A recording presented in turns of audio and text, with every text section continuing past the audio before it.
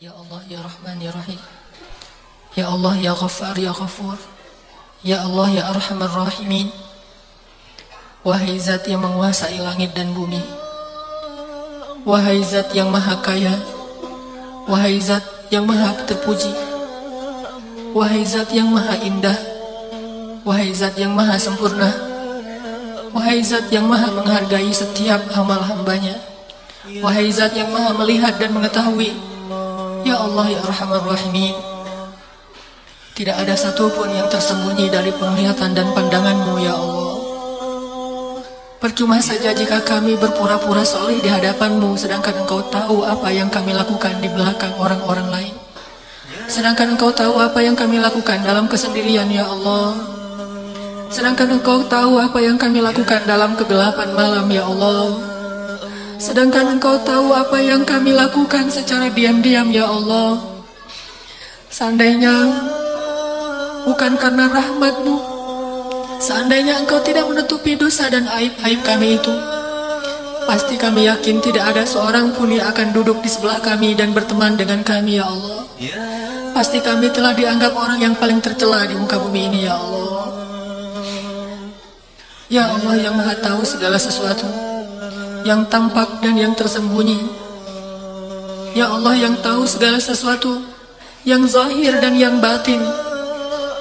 Ampunkanlah dosa-dosa yang kami sembunyikan, Ya Allah. Dosa-dosa yang kami malu untuk mengucapkan dan menceritakannya, Ya Allah. Bahkan kami malu untuk mengingatnya kembali, Ya Allah.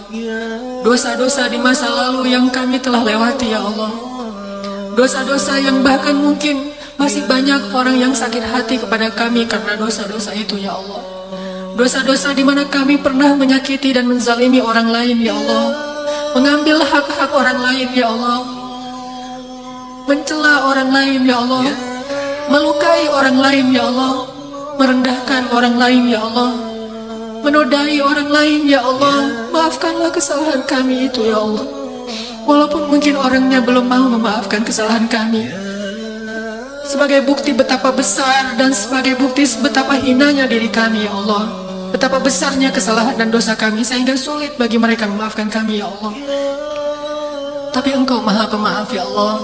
Dan Engkau tahu betapa kami sedang berusaha memperbaiki segalanya, Ya Allah. Meski kami sendiri belum menjadi orang yang baik. Engkau maha tahu bahwa kami sudah berusaha untuk bertaubat dan hijrah, menyesali dan meninggalkan dosa-dosa itu semuanya, Ya Allah. Walau kami tidak tahu apakah hati kami akan tetap dalam kesolehan. Hanya Engkau yang membimbing hati hamba-hamba-Mu, Ya Allah. Maafkanlah kesalahan kami di masa lalu, Ya Allah. Ya Allah, Ya Arhamar Rahimin, berilah kebaikan-kebaikan kepada orang yang pernah kami zalimi selama ini, Ya Allah. Kembalikan hak-hak mereka yang pernah kami rampas selama ini, Ya Allah. Bersihkan mereka yang pernah kami kotori selama ini, Ya Allah.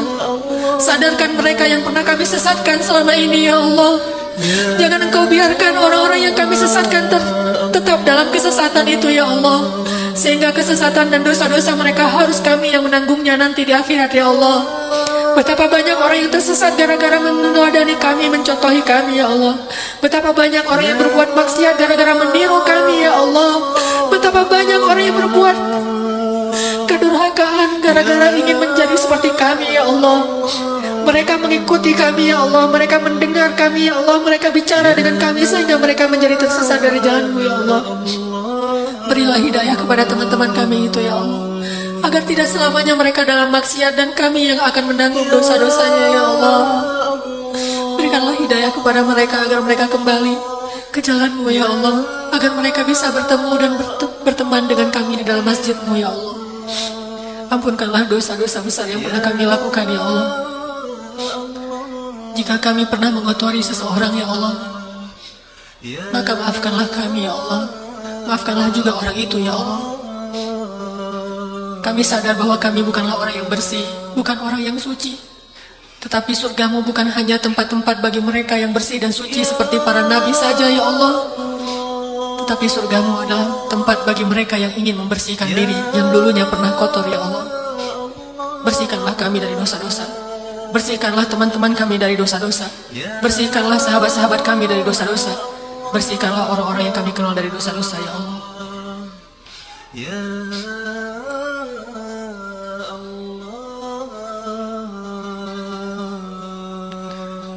ربنا اغفر لنا ولوالدينا ولوالدينا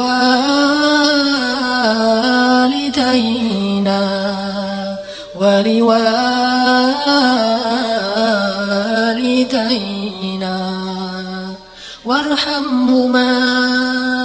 وارحمهما يا رحمن وارحمهما يا رحيم وارحمهما كما ربيانا صغارا.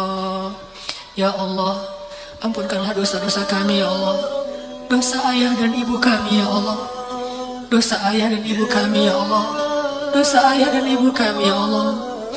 Ampunkanlah dosa mereka berdua ya Allah.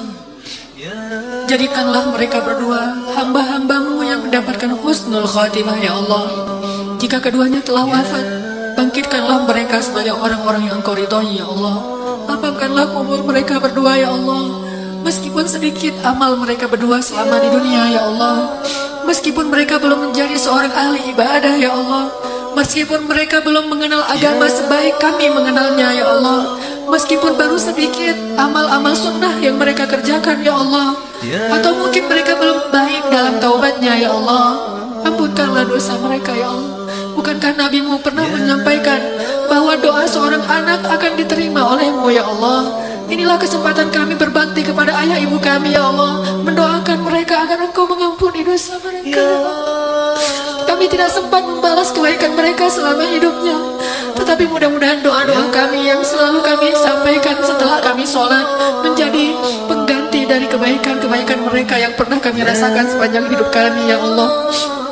Mudah-mudahan setiap baik doa-doa kami itu akan Engkau jadikan sebagai balasan dari setiap tetes susu yang ibu kami berikan kepada kami ya Allah. Mudah-mudahan baik-baik doa kami menjadi pengganti bagi setiap tetes keringat ayah kami ya Allah. Ampunkanlah dosa ayah ibu kami ya Allah. Masukkanlah mereka ke dalam surga ya Allah. Jauhkanlah mereka dari api neraka ya Allah. Jauhkan ya Allah, jauhkan mereka dari azab kubur ya Allah. Kami rindu kepada orang tua kami yang telah wafat ya Allah. Kami rindu kepada ibu kami ya Allah. Kami rindu kepada ayah kami ya Allah. Pertemukanlah kami kembali dengan mereka di akhirat nanti, di dalam surga-Mu ya Allah.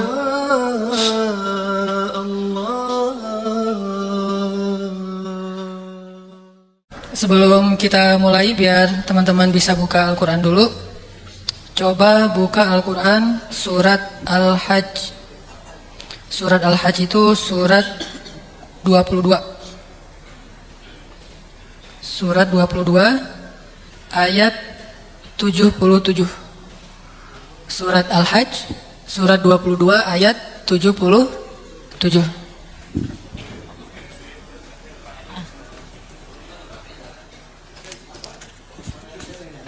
Bismillahirrahmanirrahim. Assalamualaikum warahmatullahi wabarakatuh. Alhamdulillah, nahmaduhu wa nasta'inuhu wa nastaghfiruh wa na'udzu billahi min syururi anfusina wa sayyiati a'malina. May yahdihillahu fala mudilla lahu wa may yudlil fala hadiyalah. Alhamdulillahilladzi hadana li hada wa ma kunna linahtadiya laula an hadanallah.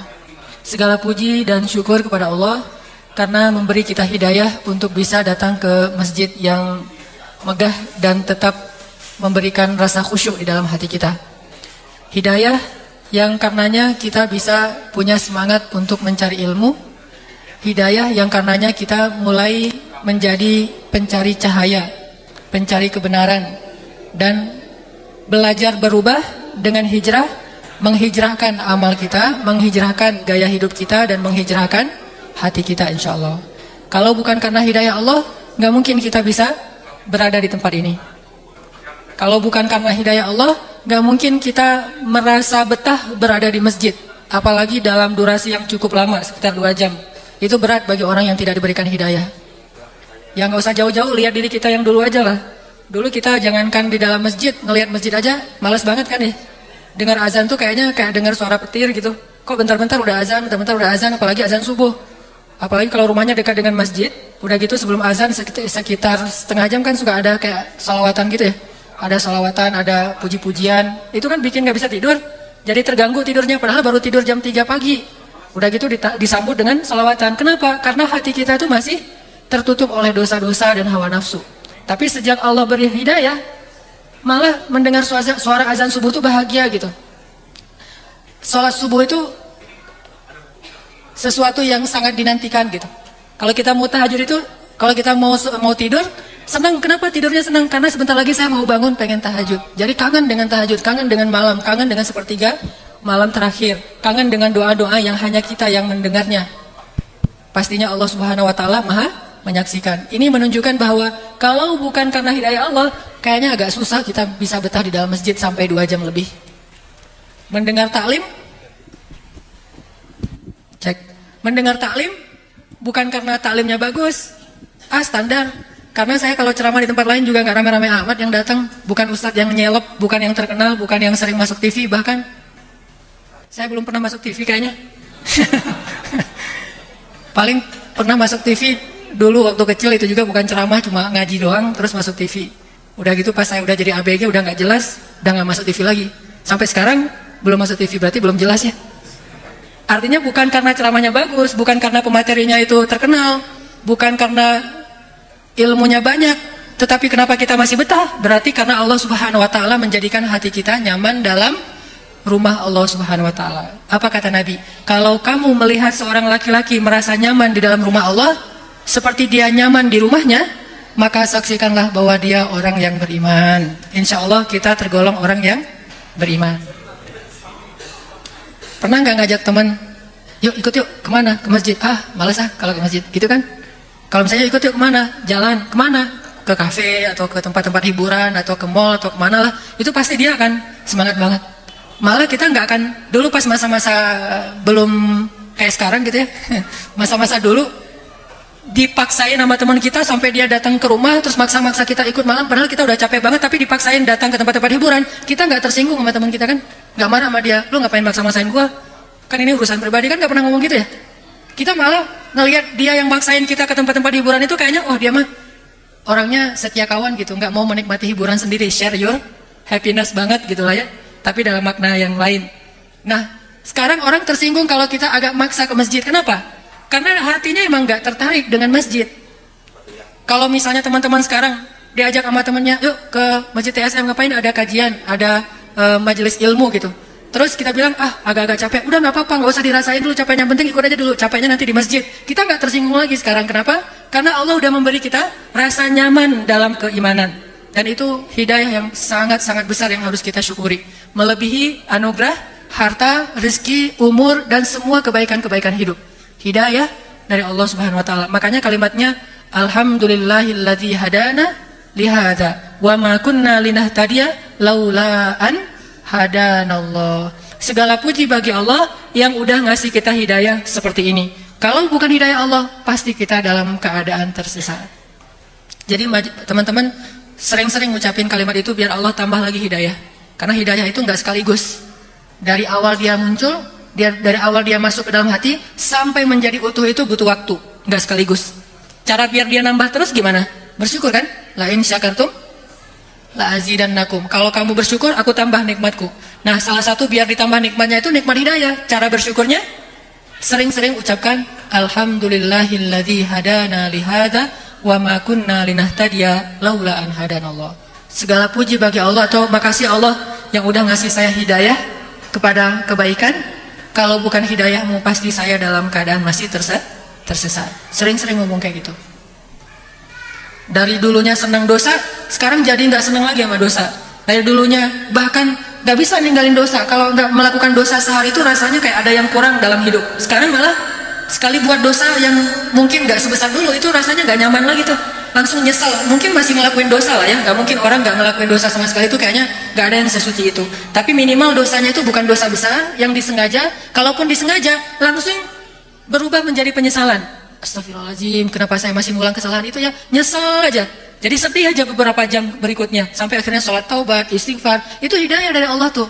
Bukan gak ngelakuin dosa sama sekali. Tapi bisa nyeselin dosa, bisa merasa bersalah setelah melakukan dosa. Itu hidayah dari Allah. Karena banyak orang melakukan dosa itu gak ada rasa bersalah. Banyak orang makan makanan yang haram gak ada rasa risih gitu. Gak ada rasa nyesel. Aduh, udah terlanjur masuk nih makanan yang haram, gimana dong? Nanti daging dan darah saya tumbuhnya dari makanan yang haram. Kayak Abu Bakar langsung ngambil kayak semacam kayu gitu, terus kalau kata orang Jawa mah disogrok-sogrok, apa bahasa Sunda? Apa?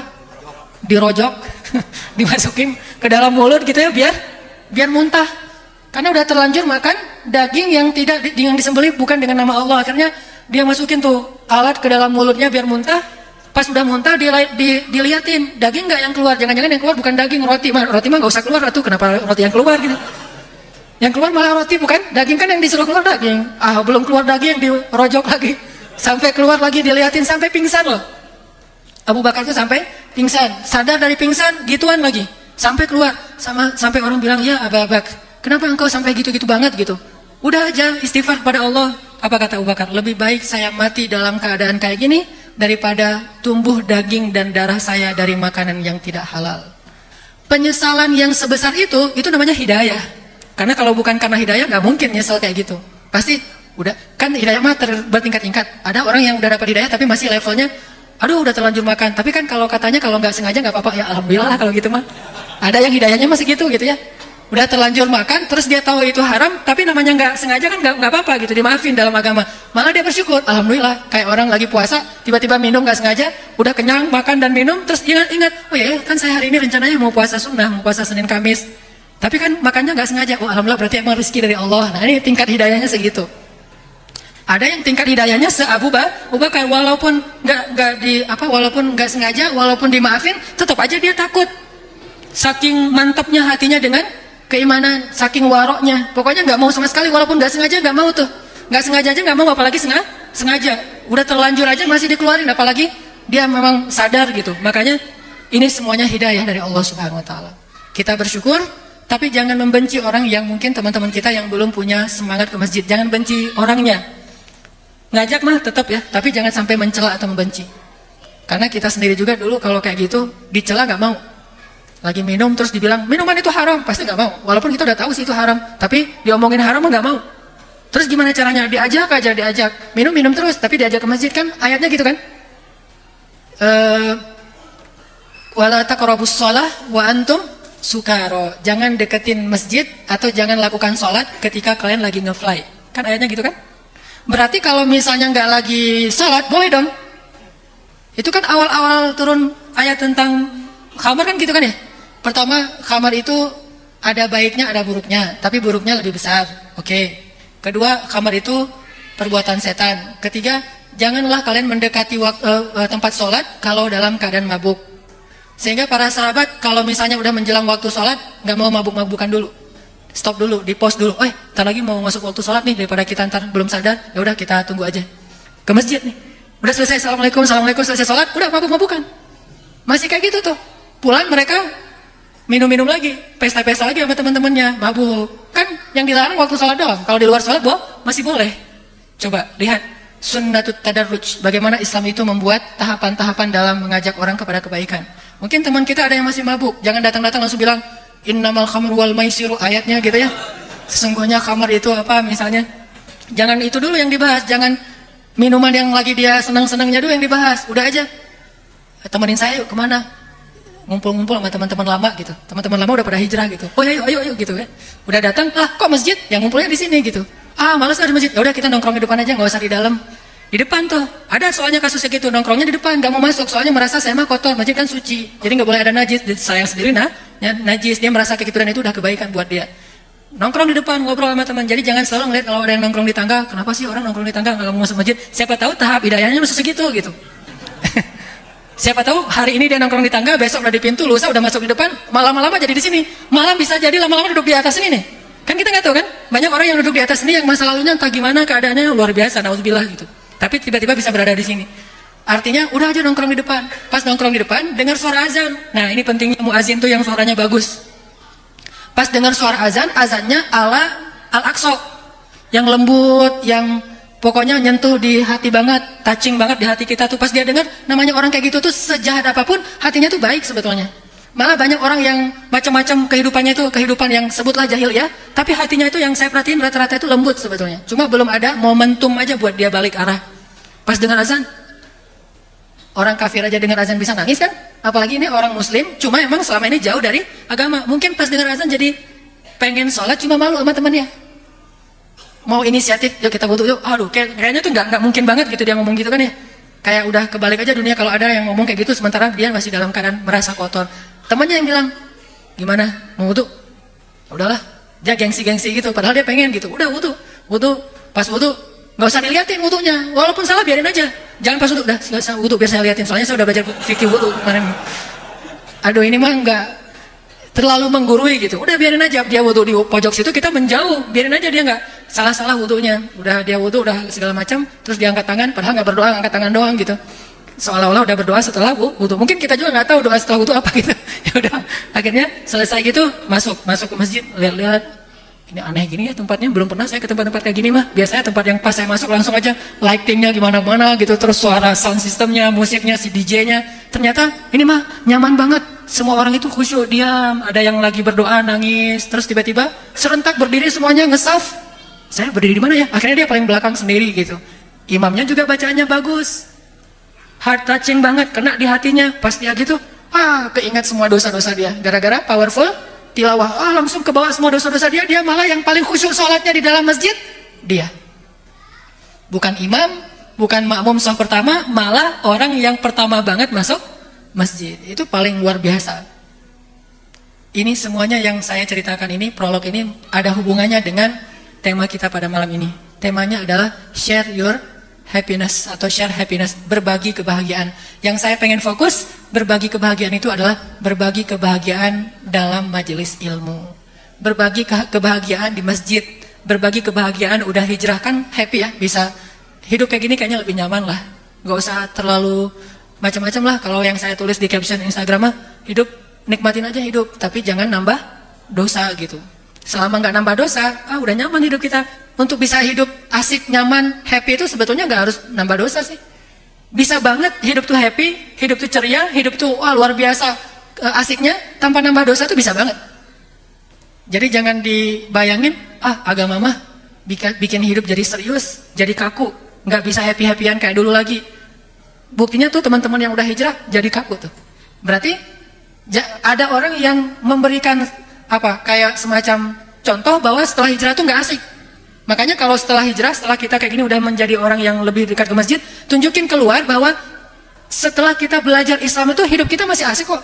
Hidup kita masih nyaman kok, kita masih ketawa-ketawa, kita masih happy, malah mudah-mudahan rezekinya lebih lancar lagi daripada sebelum hijrah. Itu bisa jadi bukti bagi yang belum hijrah, ternyata hijrah itu pilihan yang paling tepat gitu. Ternyata menjadi hamba yang taat itu adalah sesuatu yang benar, yang udah di jalurnya, udah tepat banget lah pokoknya. Nggak akan gara-gara rajin ke masjid terus jarang tersenyum, itu enggak.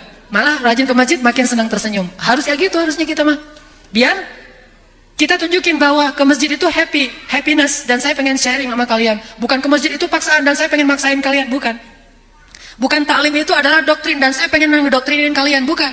Ke masjid itu happiness yang lain yang belum mungkin pernah kalian rasain. Selama ini kalian ngerasain happiness itu dengan hiburan, dengan jalan, dengan menongkrong. Sebetulnya ada juga happiness yang lain, nongkrongnya di masjid, hiburannya di masjid, ketawanya di masjid, misalnya tidurnya di masjid mungkin misalnya, atau ketemu teman-teman lama di masjid, sholatnya di masjid, nangisnya di masjid.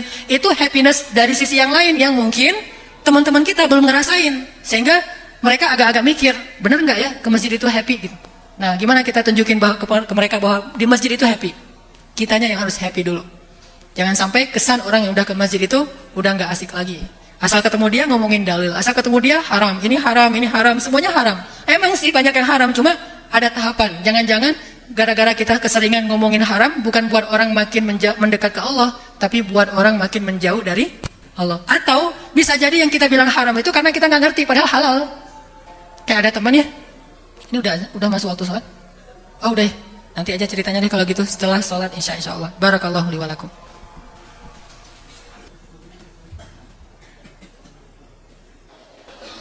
Oke, bismillahirrahmanirrahim. Teman-teman sekalian, tadi ada yang kayak mau saya ceritain, lupa apa ya? Laza belum ya? Ini lupa berjamaah ini ya.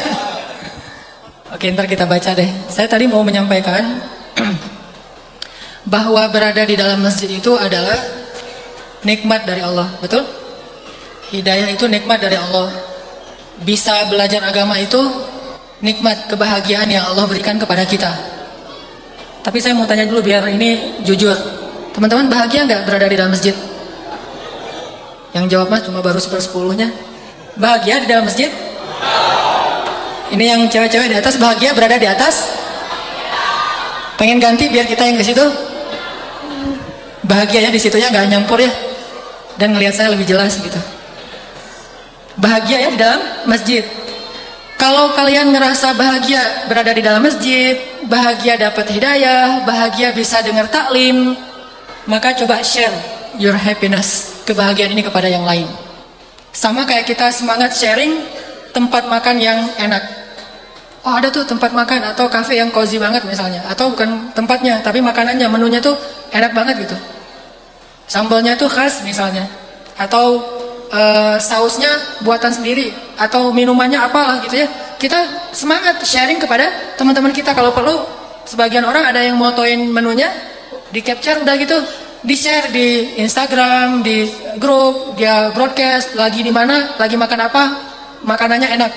Rekomendasi lah ya, recommended. Akhirnya teman-temannya kan pada nanya, di mana tuh, di mana tuh, di mana tuh. Ya udah kita bareng aja besok. Ada yang traktirin nggak nih? Akhirnya datang. Kan semangat kan? Pengen orang lain ngerasain apa yang kita rasain. Kalau urusan makan aja semangat, urusan dunia aja semangat, urusan jalan-jalan aja semangat untuk di-share, apalagi urusan yang paling berharga, yaitu urusan agama Allah, urusan masjid Allah, urusan rumah Allah. Kalau ada spot wisata, tempat yang keren di mana gitu, kita semangat sharing ke yang lain dan merasa orang lain harus ngerasain nih, tempat ini tuh keren banget gitu. Maka tidak ada tempat yang lebih baik di muka bumi, kata Nabi, daripada rumah Allah. Sebaik-baik tempat di muka bumi itu adalah masjid. Jadi harus ada semangat untuk sharing itu. Ah, saya pengen teman saya yang ini dapetin kebahagiaan yang saya rasain di dalam masjid. Share kepada mereka. Ajak, kalau bahasa pesantren mah dakwah lah ya. Mendakwahi teman-teman yang belum merasa tertarik ke masjid. Caranya gimana? Caranya kita tuh harus terlihat happy, dan happy-nya itu harus tulus, happy beneran gitu. Gimana kita mau ngajak dia ke masjid dan kita bilang masjid itu asik, masjid itu bahagia, nyaman, tentram, hatinya tuh kayaknya damai. Kalau pas kita keluar dari masjid, wajah kita tuh nggak happy gitu. Pas kita ketemu sama teman-teman kita kayak ngerasa ada beban gitu. Jadi dia ngelihat, kasihan ya si fulan ya. Kenapa? Sejak dia berubah, mereka kan nggak tahu istilah hijrah, taunya berubah ya. Sejak dia berubah, kayaknya saya lihat dia cemberut aja. Ngelihat kita tuh kayak ngelihat setan gitu. Nah ini kan berarti nggak happy tuh sama orang lain, sehingga orang ngelihat kita tuh nggak asik. Kalau mau kayak dia mah nggak enak, saya mah mau kayak gini aja. Kalau perlu lebih parah dari ini, lebih nakal dari ini. Soalnya orang yang lebih nakal dari saya kelihatannya tuh kayak asik banget gitu. Kelihatannya orangnya care banget, kelihatannya orangnya rame, kelihatannya orangnya pokoknya nyaman gitu. Tapi yang ini yang udah berubah, kok jadi gitu ya? Berarti tugas kita adalah menampilkan dengan tulus, dengan ikhlas, dengan jujur bahwa hijrah itu bahagia. Bukan paksaan, bukan doktrin, bukan karena kondisi, tapi memang Allah kasih kita hidayah dan kita memilih itu dengan sukarela. Bahagia banget hijrah itu. Belajar agama itu bahagia banget. Duduk di masjid itu bahagia banget. Menjadi orang yang coba mempelajari agama lebih baik dan mengamalkannya bahagia banget. Sehingga ketika dia ngelihat kita, dia jadi penasaran. Kok dia sekarang orangnya lebih nahan emosi ya daripada dulu. Dulu mah orangnya meledak-ledak gitu. Sekarang lebih sabar. Sekarang orangnya lebih kalem. Sekarang orangnya lebih bijak kayaknya. Sekarang orangnya lebih care sama teman ketimbang dulu. Kalau dulu mah nggak gitu-gitu amat. Tapi sekarang luar biasa care banget sama temannya. Sekarang dia orangnya mudah tersenyum. Orangnya ngalah. Orangnya pas mereka ngelihat perubahan kita yang luar biasa, yang keren, yang mudah-mudahan sesuatu yang baik, itu buat mereka penasaran. Kok jadi gitu ya? Apa yang berubah dari dia? Apa yang membuat dia jadi kayak gitu? Ternyata setelah diteliti, setelah dicari tahu sama mereka, kita tuh udah belajar agama pelan-pelan. Ternyata benar, belajar agama itu bisa membuat orang jadi lebih baik, bukan buat orang jadi lebih gampang ngeselin. Kan ada orang makin belajar agama makin ngeselin, ada orang yang makin belajar agama makin nyenengin. Nah kita coba yang kedua.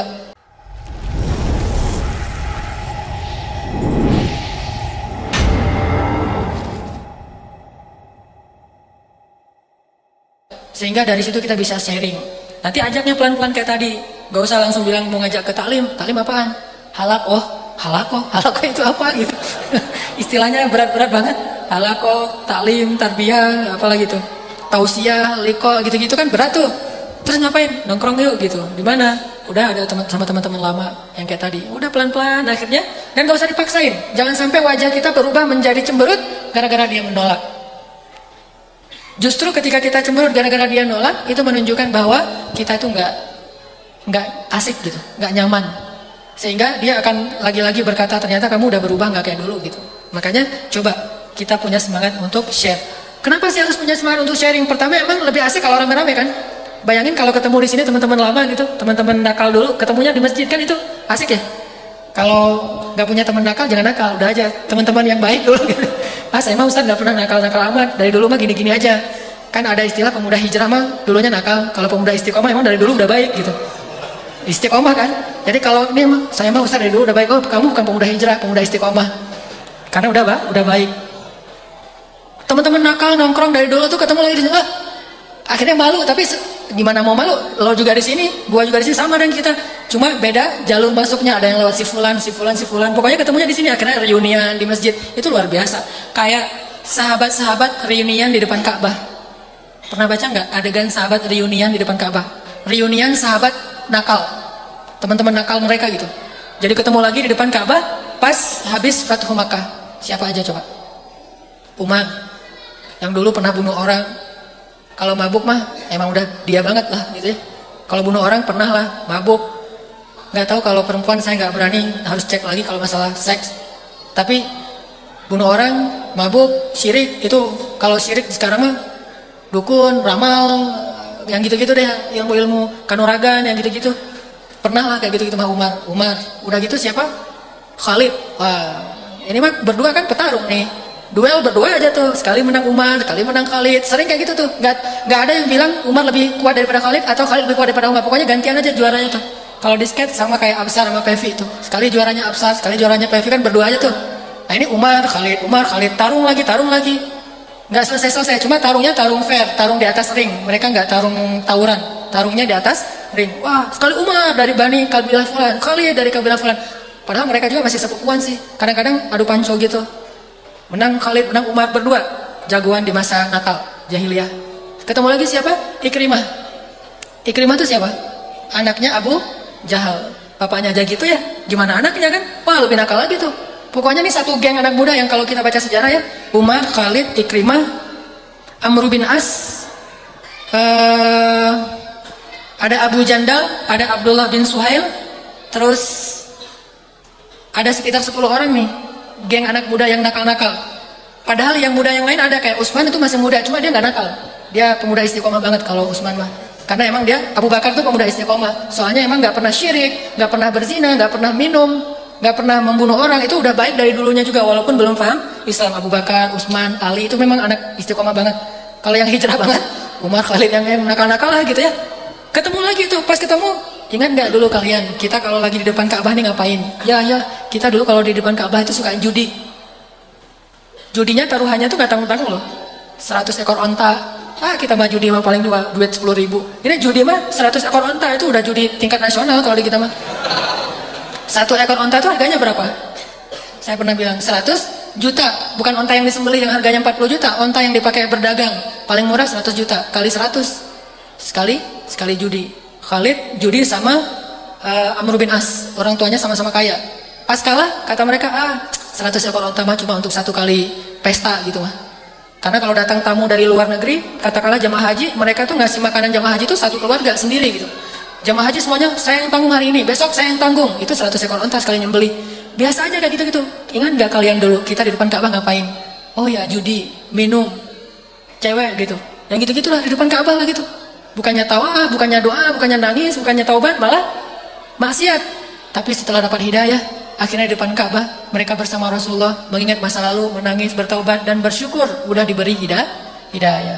Kan asik kalau kita ketemu teman-teman nakal dulu. Kalau dulu ketemunya di jalan, sekarang ketemunya di masjid. Makanya nggak akan sempurna kebahagiaan kita di dalam masjid sampai teman-teman kita rame. Jadi kita bisa reunian sama mereka. Saya aja yang pemuda hampir-hampir istiqomah ya. Agak-agak istiqomah lah ya. Karena kalau nakal sih insya Allah belum pernah. Kalau yang dosa-dosa besar, alhamdulillah Allah selamatkan belum pernah. Untung saya tinggal di Banda Aceh. Kayaknya kalau saya tinggal di Bandung mungkin pernah juga gitu. Kalau di Banda Aceh kan masih budayanya masih agak ketat. Orang berduaan aja yang mencela itu bukan polisi syariat, yang mencela itu masyarakat, sampai keluarganya sendiri. Jadi udah budayanya nggak boleh. Sampai pernah ada yang jalan berdua, langsung ditanya, kenapa berdua malam? Ah ini mah adik saya. Oh gitu, biasa ya kayak gitu-gitu mah di sana gitu, terjaga. Artinya alhamdulillah maksiat yang dosa besar alhamdulillah nggak pernah.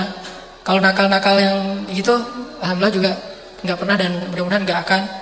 Tapi setidaknya kangen gitu kalau misalnya di masjid itu ada teman-teman saya dulu yang sama-sama kuliah di Al-Azhar. Makanya pas ada Muzammil, oh, alhamdulillah ketemu teman yang di Aceh yang dulunya pernah kenal, tapi kenalnya tuh nggak saling ketemu, tapi tahu gitu.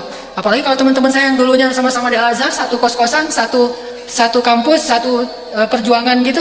Nggak dibilang satu tempat teman main ya, soalnya nggak terlalu main juga. Satu perjuangan, itu ketemu lagi di masjid, itu aja bahagia. Apalagi kalau dulunya teman main, teman nakal, itu lebih bahagia lagi tuh. Karena perubahannya ekstrim. Kalau ini mah nggak terlalu ada perubahan ya, cuma suasana aja doang yang berubah. Kalau yang tadi, yang teman nakal, itu luar biasa. Pasti akan haru biru banget. Pasti akan bahagia banget. Maka kenapa kita tidak ngajak mereka supaya kita bisa mendapatkan kebahagiaan yang lebih besar lagi? Share. Satu alasannya, biar kita lebih sempurna lagi bahagianya. Dua alasannya, kalau dia berhasil berubah setelah kita ajak, maka setiap kebaikan dia itu pahalanya juga mengalir kepada kita. Siapa yang mengajak kepada kebaikan, dia dapat pahala kebaikan orang yang menirunya atau yang mengikutinya. Dan siapa yang mencontohkan sesuatu yang baik, dia dapat juga pahala dari orang yang meniru yang dia contohkan itu. Man sanna sunnatan hasanah atau man dalla ala khair. Ada orang pas dia meninggal pahalanya nggak banyak-banyak amat, biasa aja lah. Cuma pahala sholat wajib, puasa wajib. Sholat mah cuma sehari 5 kali, 5 waktu, nggak ada badiah, nggak ada qobliyah kecuali sesekali doang. Puasanya Ramadan doang tuh. Itu Ramadan juga milihnya yang paling cepat lebarannya. Kan ada 2 pendapat tuh. Ada yang belum, wah rukyahnya belum kelihatan nih hilalnya. Yang satu bilang, udah kelihatan, saya mau yang kelihatan aja lah, biar cepat lebaran gitu ya. Jadi puasanya puasa wajib, sholatnya sholat wajib, hajinya wajib, zakatnya wajib. Sedekah mah jarang banget. Jadi pas dia meninggal, pahalanya tuh ya sebatas itu doang, hal-hal yang wajib doang gitu. Tapi pas dibangkitkan, dia disebut ahli tahajud, ahli puasa Senin Kamis, ahli sedekah, ahli umrah. Loh kok bisa? Gimana caranya? Meninggal berstatus ahli ibadah wajib, pas bangkit berstatus ahli ibadah sunnah. Bukan cuma yang wajib doang, ahli ibadah-ibadah yang sunnah, termasuk malah tahajud gak pernah tinggal. Oh kok bisa? Emang kamu pernah tahajud? Jarang banget. Tapi kok statusnya jangan-jangan malaikat salah absen nih. Kok tahajud gak pernah tinggal, gimana caranya? Gara-gara dia ngajak temennya untuk hijrah. Setelah hijrah, temennya tuh lebih soleh dari dia. Kan banyak yang kayak gitu tuh. Saya juga ngerasa gitu sih. Saya yang ceramah-ceramah ngajak orang untuk soleh, ngomongin apa gitu ya, iman naik turun, dan saya mungkin lebih sering turun, teman-teman lebih sering naik. Tapi tenang, nanti statusnya kan saya yang ngajak gitu ya. Itu enaknya ngajak tuh, bahagianya nggak ngajak. Tapi jangan jadiin alasan ya. Pokoknya gitu aja. Pas dia bangkit, kok statusnya banyak amal sunnah nih? Kan berdasarkan dalil tadi, siapa yang mengajak kepada kebaikan dapat pahala orang yang mengikutinya tanpa mengurangi pahala mereka. Oke, siapa yang mencontohkan sesuatu yang baik, maka dapat pahala dari orang yang mencontohinya tanpa mengurangi pahala mereka yang mencontohi. Ternyata teman yang diajak sama dia tuh gak pernah tinggal tahajud, atau tahajudnya selang-seling, semalam tahajud semalam enggak, tapi ada 2, jadi tetap aja gak pernah tinggalkan ya. Malam Senin si A salat tahajud, malam Selasa si B, malam Rabu si A, malam Kamis si B. Ya kita dapat aja terus pahala tahajud, padahal gak pernah tahajud, tuh luar biasa tuh. Coba, apa kurang pentingnya ngajak orang lain untuk kepada kebaikan, hijrah ke jalan Allah. Sebesar itulah pahala Rasulullah SAW. Coba berapa juta atau entah berapa miliar muslim sejak zaman Nabi sampai zaman sekarang, dan mereka beramal soleh dan pahala mereka semuanya mengalir kepada Rasulullah SAW. Lalu mengalir kepada para ulama, mengalir kepada para pemimpin khalifah-khalifah yang adil, mengalir kepada para dai-dai, para rijal, sampai kepada ulama-ulama yang di masa sekarang. Termasuk kita juga punya peluang kayak gitu. Cuma mungkin nggak sebanyak Rasulullah. Kalau Rasulullah kan seluruh umatnya ya. Kalau kita mah seluruh temannya gitu. Bukan seluruh umatnya, seluruh teman. Dari dia nanti, dia ngajak lagi teman yang lain. Oh, kita masih dapat, masih nggak akan terputus tuh. Amal yang jariyah, apa arti jariyah? Nggak ada putus-putusnya, nggak ada berhentinya. Teman kita ngajak yang level berikutnya kayak MLM gitu, ngajak lagi, tetap aja kita dapat. Kenapa? Orang yang nomor 2 itu dapatnya dari satu dapatnya dari kita. Terus aja gitu, nggak akan ada habisnya. Makanya ajak teman kita. Tapi tadi pakai etika dakwah yang arif. Jangan maksa, jangan doktrin, jangan dengan cara ngejudge. Udah aja dengan jangan ngejudge tapi ngajak. Nah malam ini kita akan dengar 2 sharing supaya kita lebih semangat lagi untuk ke masjid, untuk hijrah, untuk ngajak teman-teman kita tentang betapa bahagianya di masjid sampai orang gimana pun kondisinya bela-belain ke masjid. Di tengah-tengah kita sekarang ada seorang teman, seorang anak muda yang Allah berikan keistimewaan dalam fisiknya, tidak seperti yang lain, tetapi dia dengan keistimewaan yang dia punya itu masih ngebela-belain ke taklim, ke masjid, dan merasa nyaman di masjid. Maka kita akan dengar dari dia apa rahasianya, apa kata kuncinya, apa nasihatnya buat kita supaya kita bisa lebih semangat dari dia dalam datang ke masjid. Silakan Dani ya. Mana Dani? Mana Dani? Silakan ke depan Dan. Ya, silakan. Ada mic satu lagi? Oh ya. Masya Allah. Assalamualaikum Dan. Waalaikumsalam. Ya, silakan duduk. Tuh kan benar kata saya kan ya? Bisa aja yang kita nggak tahu siapa-siapa tiba-tiba duduk di atas. Sini luar biasa, duduk aja Dan. Nah, kenalin diri dulu. Ganteng ya?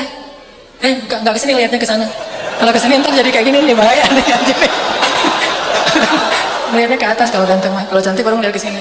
Dan kenalin diri dulu. Bismillahirrahmanirrahim. Assalamualaikum warahmatullahi wabarakatuh. Waalaikumsalam warahmatullahi wabarakatuh. Nama saya Muhammad Nur Ramadhani. Teman-teman boleh panggil saya Dani. Saya dari Bandung. Kegiatan saya sekarang berkuliah. Apa? Berkuliah. Berkuliah. Kuliah maksudnya? Kuliah di mana Dani? Di salah satu PTN di Bandung. Oh, luar biasa. Barakallah ya. Dani tinggal tadi di mana? Saya tinggal di daerah Ledang, Bandung. Di Ledang. Ya. Terus ke sini naik apa? Saya bareng sama adik. Sama adik. Motor, ya. Oh, luar biasa. Adiknya mana?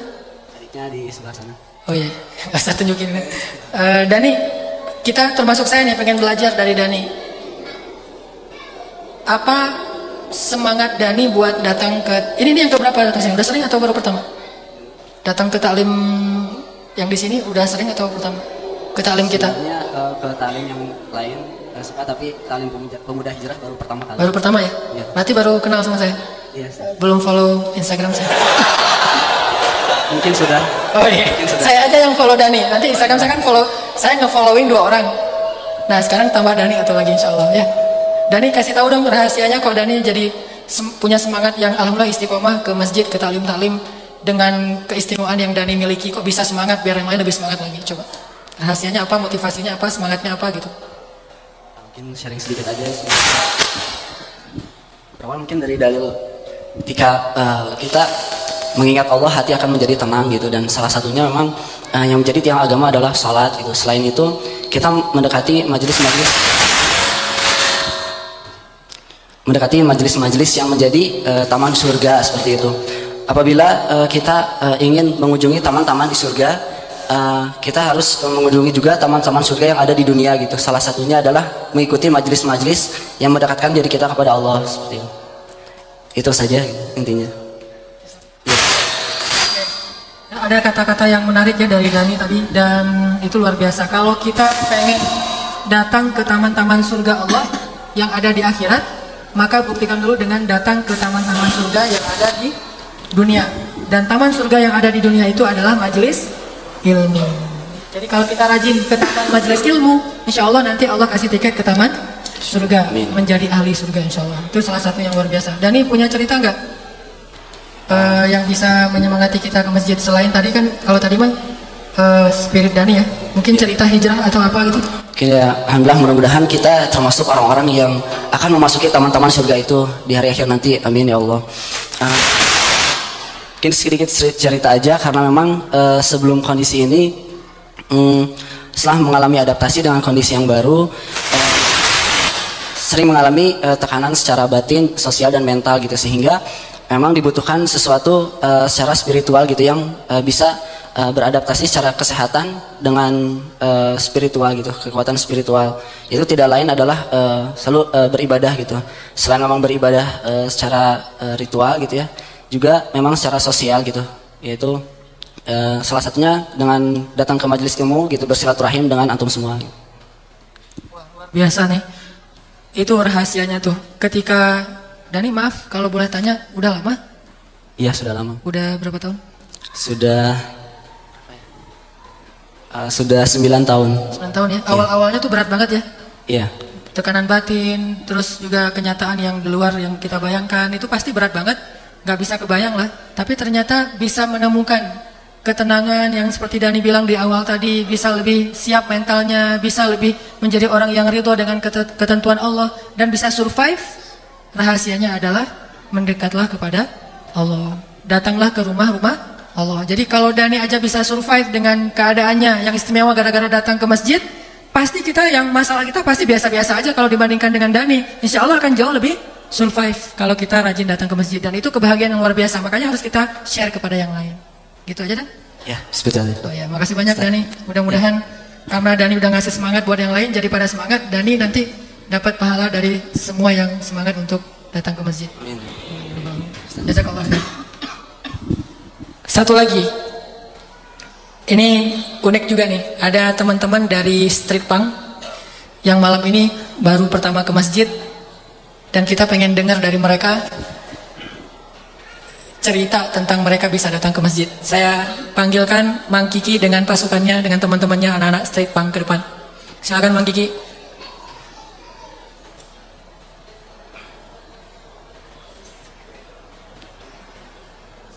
Kita takbir dulu. Allahu Akbar. Allahu Akbar. Allahu Akbar. Luar biasa. Ini pasukan-pasukan yang insya Allah nanti menjadi pembela agama Allah ya. Barakallah. Ini nih. Woi, salamnya gimana kalau sama dengan saya? Nah ini mah salam kiai ini mah.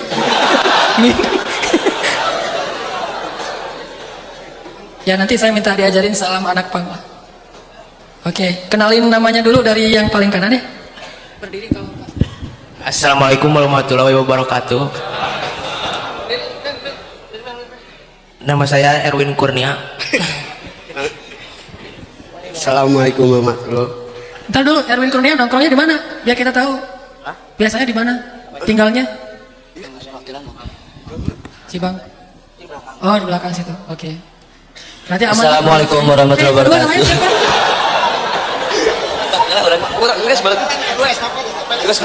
Satu-satu dulu. Assalamualaikum warahmatullahi wabarakatuh. Salam, namanya? Nama saya Pian. Pian. Halo, Pian. Ya, assalamualaikum warahmatullahi wabarakatuh. Salam. Nama saya Ahmad Ambali, asli tinggal di Garut, rumah PU. Panggilan? Hah? Panggilannya? Panggilan Ali. Ali. Wes, Ali. Barakallah ya, luar biasa. Ali. Terus yang Erwin, Pian, Ali. Assalamualaikum warahmatullahi wabarakatuh. Ini sarung yang ngasih Mang Kiki? Atau maksudnya? Oh, luar biasa. Nama saya Rizwandi, disebut Aris. Aris. Kenapa Aris? Rada kenging sangking punten. Ya, satu lagi siapa? Abdi Mang Kiki udah janggungi ke sedayana. Nah, ini mas salah satu inspirator saya. Saya banyak belajar dari Mang Kiki. Ini tadi ceritanya kan berdua sama teman ke sini, nggak sengaja lagi ngamen di depan TSM. Ayo orang sarolat lah sambil ngopi kayak gitu kan. Ya ayo ya ke sini aja lah gitu kan. Kan we sajam seberaha ceban misalkan ceban ewang weh lah gitu. Penting sarolat lah weh.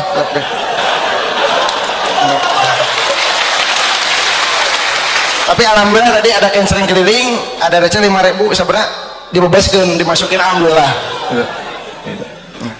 Ntar di sini nggak sengaja barusan. Alhamdulillah. Mau nanya-nanya dulu. Nanya apa ya? Saya jadi takut. ngelihat tatonya jadi agak-agak gentar.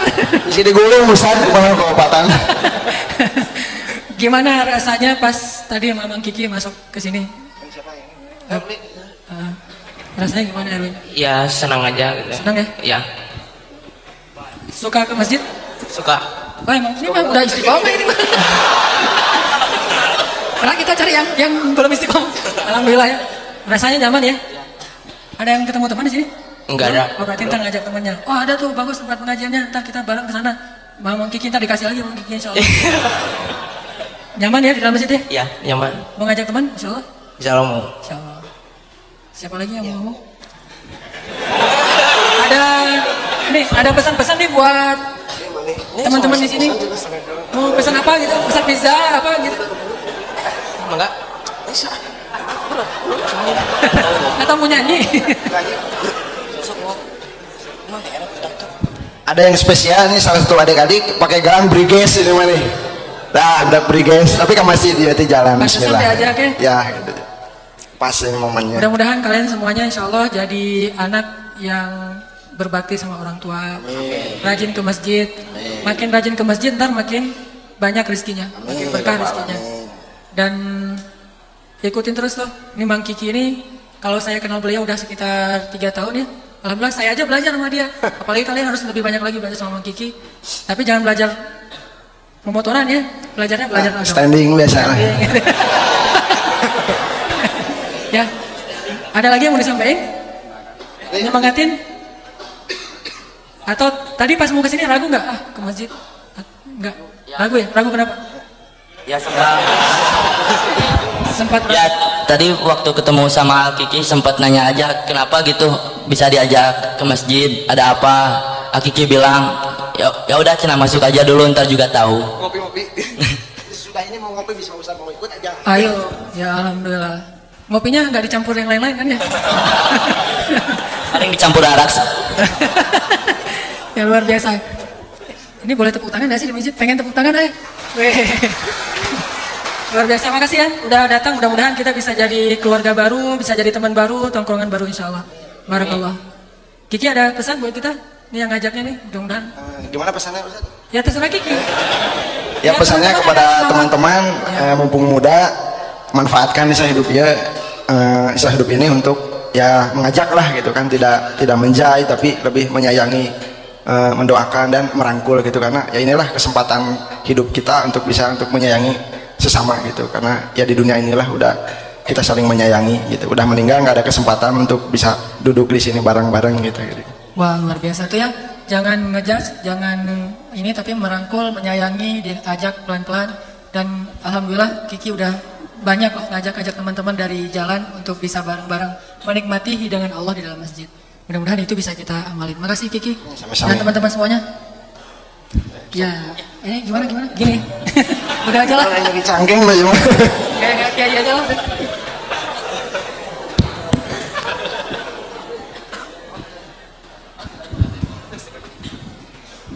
Cek, alhamdulillah.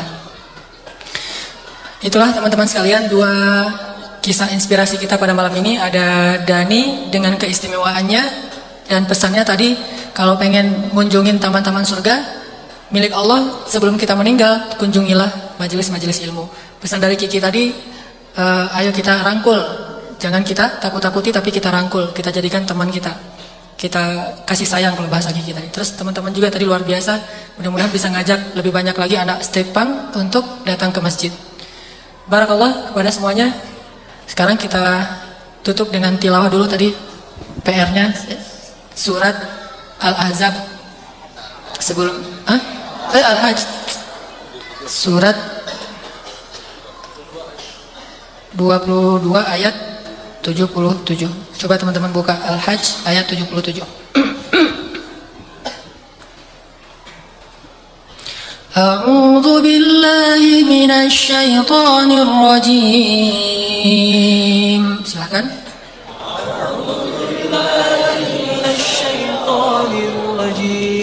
Bismillahirrahmanirrahim. Bismillahirrahmanirrahim. Teman-teman kalau lihat mushaf ya, itu ada tanda apa di ayat 77? Ada tanda sajadah atau ayat sajadah. Ada salah satu amalan, hukumnya sunnah sih nggak wajib. Kalau kita habis baca ayat yang ada tanda sajadah ini, kita sujud. Kalau nggak tahu baca apa, udah aja baca subhanallah, subhanallah gitu, atau subhana rabbiyal a'la. Kalau mau berdoa nanti pas sujud, berdoa. Nanti kita habis baca ayat ini, sujud aja bareng-bareng, tapi nggak berjamaah, walaupun bareng-bareng, sambil berdoa. Dan itu mudah-mudahan nanti bisa menjadi ending dari halaqah kita ya. Kita tilawah, udah sampai di akhir ayat 77, udah aja langsung kita sujud, namanya sujud tilawah. Kasih agak jeda biar bisa pada sujud. Ya ayyuhalladzina amanu ka'u wasjudu wa'budu rabbakum. يا أيها الذين آمنوا اركعوا واسجدوا واعبدوا ربكم وافعلوا الخير لعلكم تفلحون. واعبدوا ربكم وافعلوا الخير لعلكم تفلحون.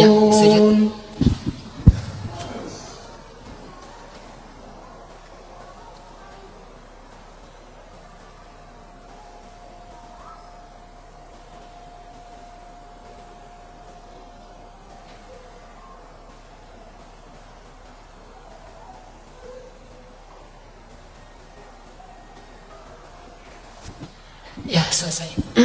Kita tutup dengan doa bersama-sama.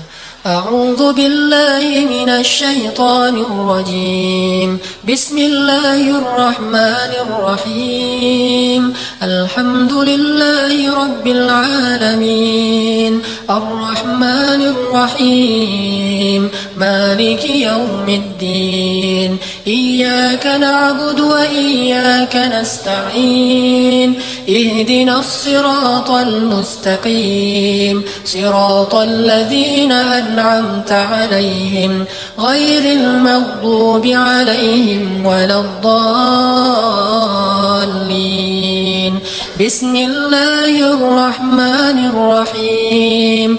الله لا إله إلا هو الحي القيوم لا تأخذه سنة ولا نوم له ما في السماوات وما في الأرض من ذا الذي يشفع عنده إلا بإذنه يعلم ما بين أيديهم وما خلفهم ولا يحيطون بشيء من علمه إلا بما شاء وسع كرسيه السماوات والأرض ولا يؤوده حفظهما وهو العلي العظيم. بسم الله الرحمن الرحيم. قل هو الله أحد الله الصمد لم يلد ولم يولد ولم يكن له كفوا أحد. بسم الله الرحمن الرحيم.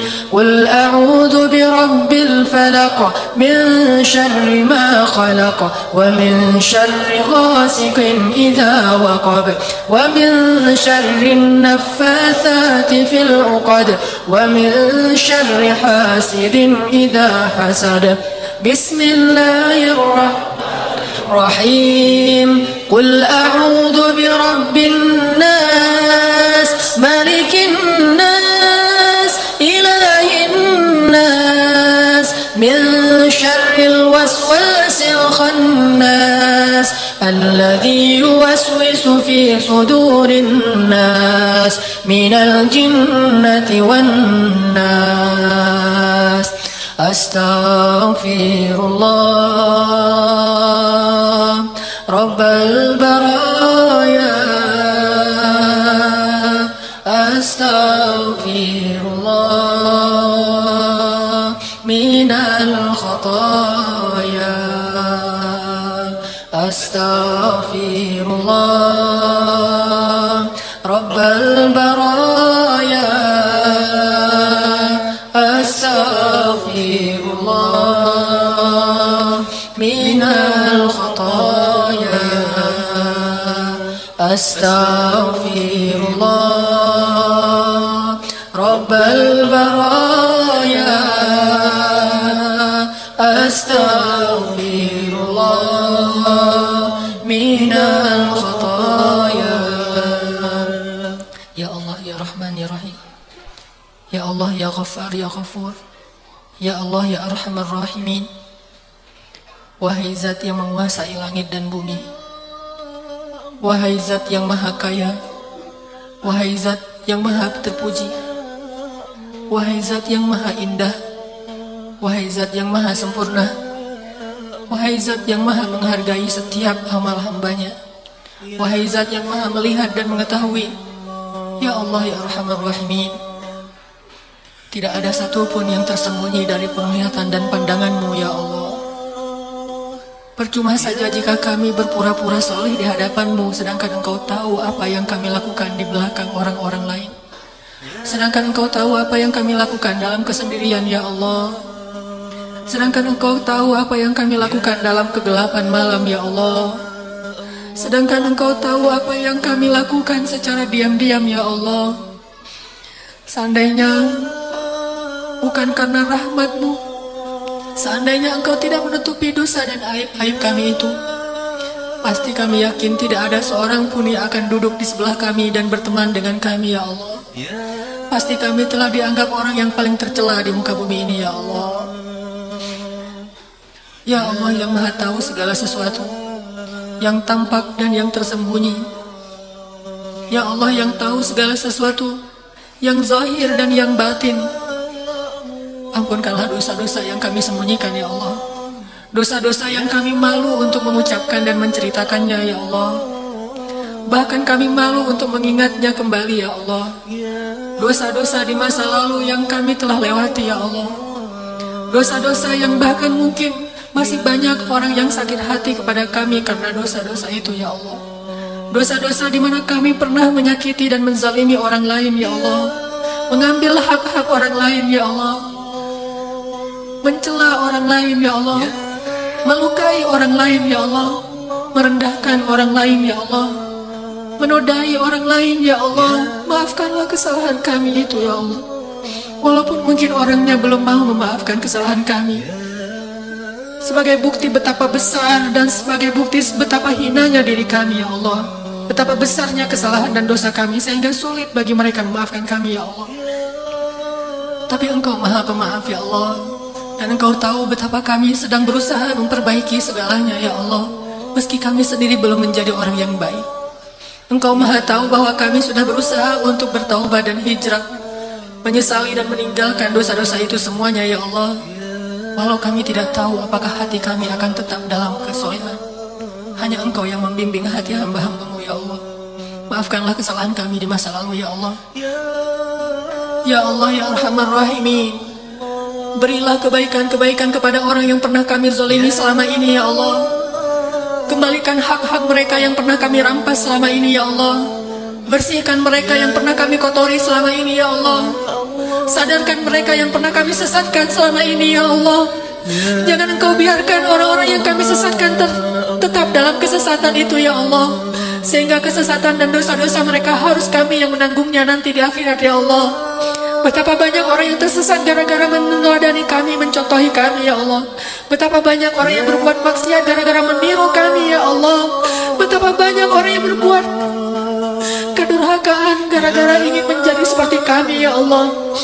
Mereka mengikuti kami ya Allah. Mereka mendengar kami ya Allah. Mereka bicara dengan kami sehingga mereka menjadi tersesat dari jalan-Mu ya Allah.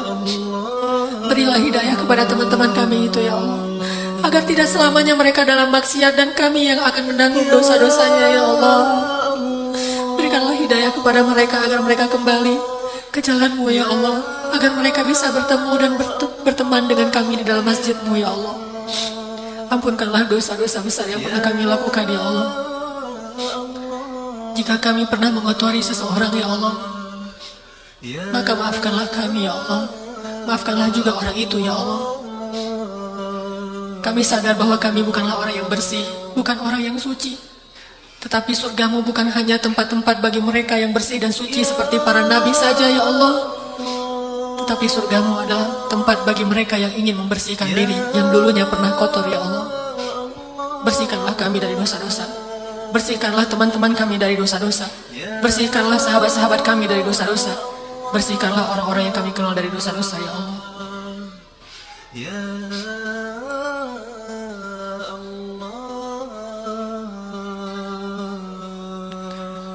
Rabbana ighfir lana wa liwalidayna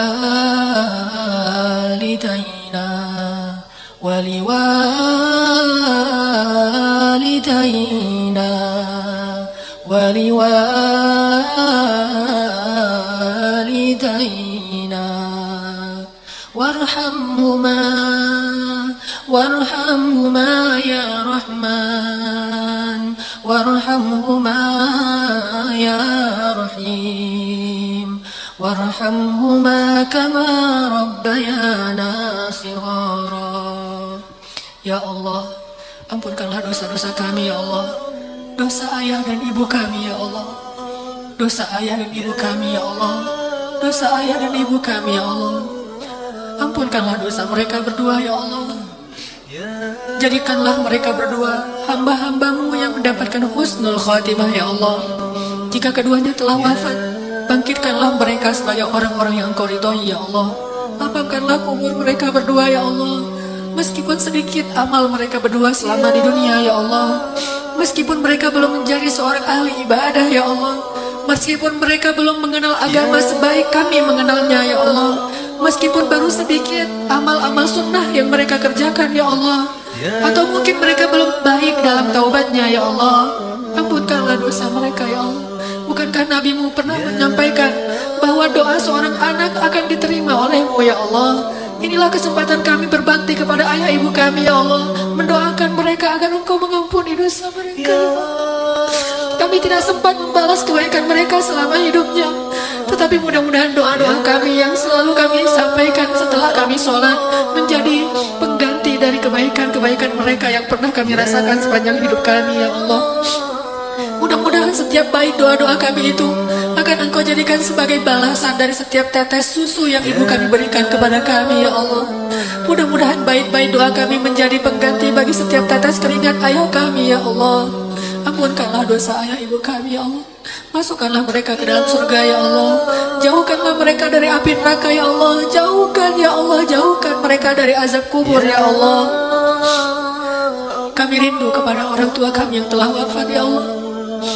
Kami rindu kepada ibu kami ya Allah. Kami rindu kepada ayah kami ya Allah. Pertemukanlah kami kembali dengan mereka di akhirat nanti, di dalam surga-Mu ya Allah.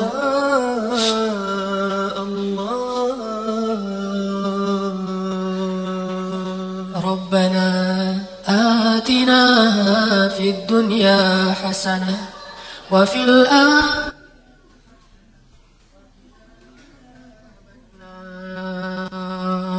wa sallallahu ala sayyidina Muhammad wa ala alihi wa sahbihi ajma'in walhamdulillahi rabbil alamin. Baik teman-teman sekalian, barakallah.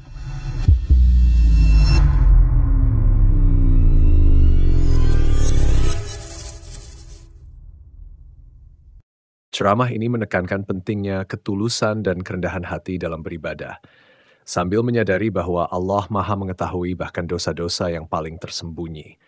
Ditekankan juga pentingnya pertumbuhan pribadi, taubat, dan mendekatkan diri kepada Allah melalui berbagai amalan iman, seperti rutin ke masjid dan mengikuti majelis ilmu. Ada ajakan untuk berbagi pengalaman positif ini kepada orang lain, dengan harapan dapat menginspirasi mereka menuju kebaikan dan menjauhi perbuatan yang dapat menyesatkan. Selain itu, ceramah ini menyoroti betapa besar pahala dari taubat, memohon ampun, dan warisan kebaikan yang bisa kita tinggalkan, terutama dengan mengajak orang lain kepada jalan yang benar. Juga ditekankan pentingnya mendoakan kebaikan dan ampunan bagi orang tua, serta cita-cita untuk berkumpul kembali dengan mereka di akhirat kelak, sambil selalu mengharapkan rahmat Allah dalam segala aspek hidup.